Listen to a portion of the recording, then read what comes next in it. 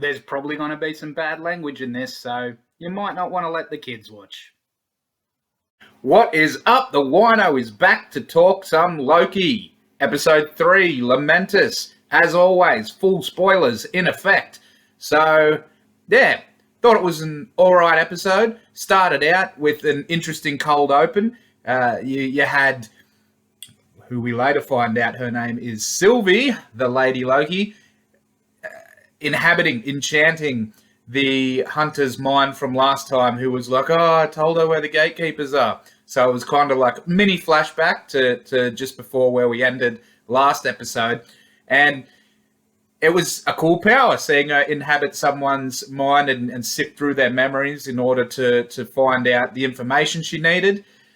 And then it leads to a bit of a revelation later in the episode that I'll get to then when I get to it.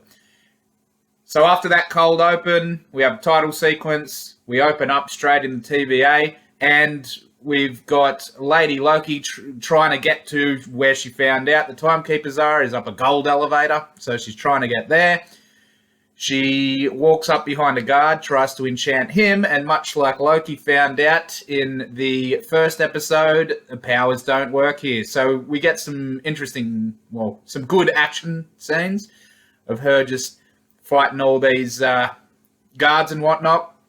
Loki ends up back in the TVA as well because he went through the same door as her. He grabs his daggers out of his locker.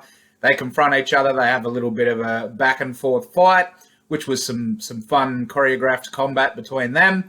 And then Judge Lady shows up and she's coming at him. Sylvie threatens to kill Loki, but Judge Lady's like, I don't give a shit. And then Loki yeets him out of there to just some apocalypse that was programmed in the thing. And it turns out it's a moon called Lamentus 1. And the apocalypse is the moon crashes into another planet. And that sets up basically the story for the episode. It's a bit of a side quest episode, I got to say, because pretty much the crux of this episode was them trying to figure out how to get off this moon.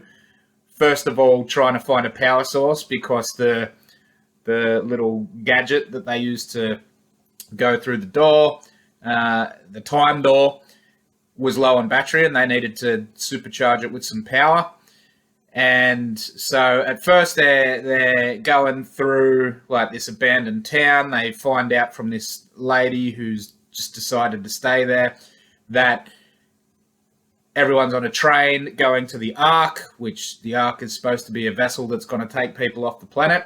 So then they need to sneak on the train. And getting on the train, we see them do a double Star Wars. Like Loki disguised himself as a guard and escorted Sylvie on. I don't think, maybe she's revealed her name at this point. I think she possibly has.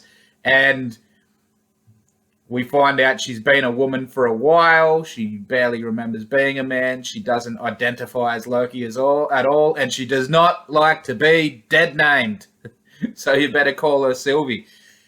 And as I was saying, they're getting on the train. Loki disguises himself as a guard and is ushering her on. I don't think like a prisoner, like in Star Wars, because it was reminiscent of Han and Luke dressing up as stormtroopers and escorting Chewie around in the guise of a prisoner.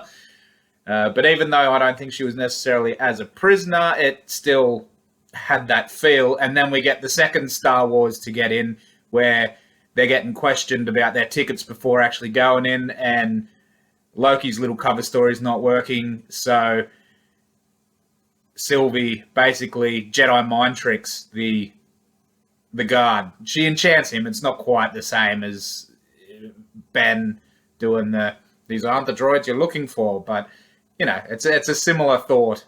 So it was like they double Star Wars their way onto the train. Then they're on the train, and we have what's been becoming synonymous with this series, a little back and forth between two characters over a table. They're just having a chat, getting to know each other. Is it just me, or were they fucking vibing on each other. Well, especially Loki was vibing on her. I get the feeling that. And it makes sense because he is a narcissist, so he'd be into a different version of himself. During this conversation, well, we find out that their lives are quite different, and it'd be interesting to find out how she became a variant and how she split off from Loki so differently. Like, because apparently she always knew she was adopted, or not, maybe not always, but she was told without basically having to find out herself, like Loki did.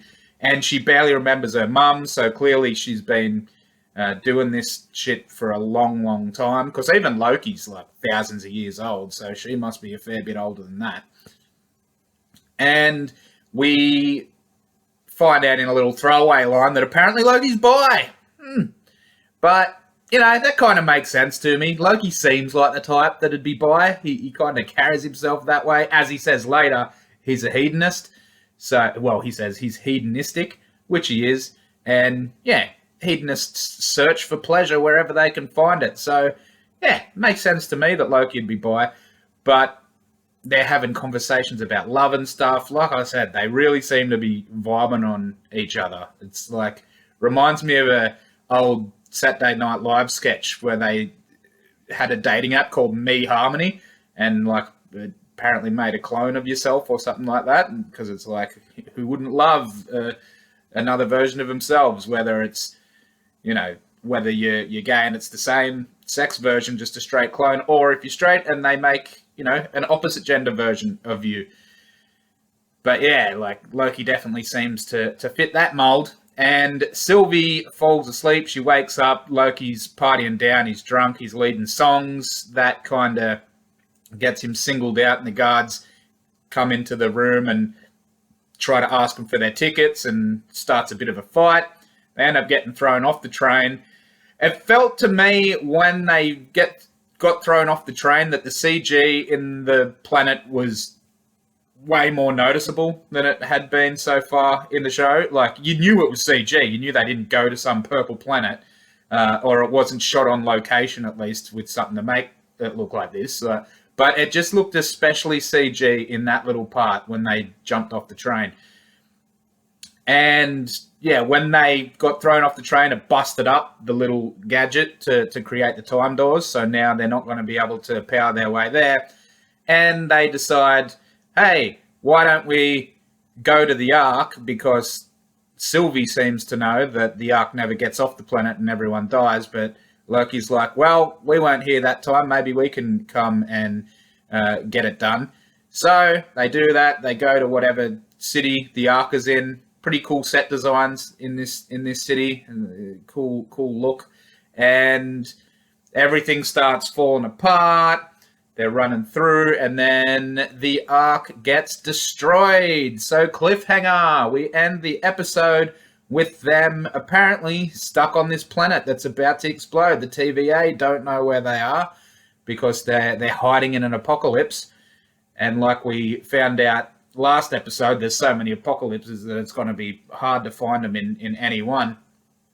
And yeah, now they don't have a way to zoom out of there with their little gadget. Also, the only way off the planet is apparently gone now. So, look, we know there's going to be some way that they're going to find their way off, but cliffhanger, looks like they're both dead, you know, stuck on this doomed planet. So, yeah, let's see what happens next week. Also, interesting, throughout the episode, there are a couple of times where Sylvie touched on what I predicted in my first video. Well, not necessarily that she's right, but that her view is that the timekeepers are oppressive. She calls them oppressive at one point, and then she calls them fascistic or fascists or something at another point. And I'm like, yeah, I totally agree. And like I said, that artwork in the judge room, I called it communist or Soviet, and that's not quite the same thing as fascist, but, you know, they had very similar totalitarian ways of running things, and they used similar kind of art propaganda and whatnot. So, yeah, I think that's probably where the show's going to go. It is going to show that they are authoritarian, and that then it's not a good thing that the TVA runs shit like this. Oh, and I forgot the big reveal that came later in the episode, which we found out through Sylvie inhabiting that hunter's mind in the cold open, was that the TVA, all the workers there, were not created by the Timekeepers. They're all variants themselves. I imagine variants from all over the universe. I doubt they're all from Earth, although so far they all just look human. But yeah, so there's another little lie the Timekeepers have been telling. They didn't create everyone. Everyone's variants in the TVA, but they're not aware of it. And Loki's like, oh, these people don't know that. So yeah, interesting little wrinkle there. Overall, decent episode. As I said before, bit of a side quest. I'd prefer it all stick to the main story, but as side quests go, it was reasonably fun, and it did have, you know, some good character reveals, some good action and whatnot.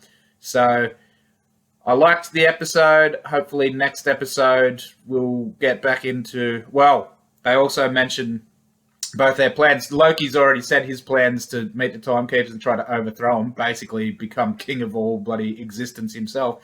And apparently Sylvie's plan is just to destroy him and leave a huge power vacuum and then just leave it and get out like that. So yeah, she wants to break down the patriarchy. Woo! But let's see how they go from here. And I reckon the Lokis are vibing on each other. Be interesting to see if they go down that track a little more. And can't wait for this cliffhanger to be resolved next week. Thanks. Hope you like my rant. Catch you next time.